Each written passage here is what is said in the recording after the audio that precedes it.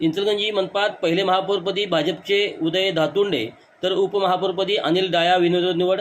इचलकरंजी महापालिकेच्या पहिल्या महापौरपदी भाजपचे उदय आनंद धातुंडे यांची सोमवारी बिनविरोध निवड झाली, तर भाजपचे अनिल देवकरण डाया यांची सुद्धा बिनविरोध निवड झाली। विरोधी पक्ष असलेल्या महाविकास आघाडी अंतर्गत शिवसेना आघाडीने निवड बिनविरोध करण्यासाठी सहकार्य केल्याने पहिलेच महापौर उपमहापौर बिनविरोध निवडले जाण्याची इतिहासामध्ये नोंद झाली आहे। सभेचे कामकाज अप्पर जिल्हाधिकारी संजय शिंदे यांच्या अध्यक्षतेखाली व आयुक्त पल्लवी पाटील यांच्या उपस्थितीमध्ये सुरू झाले।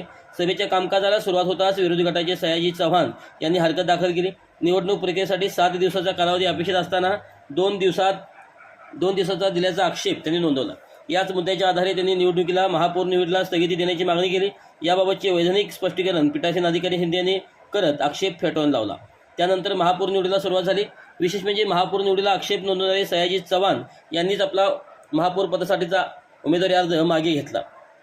त्यांची ही कृती आश्चर्यजनक ठरली।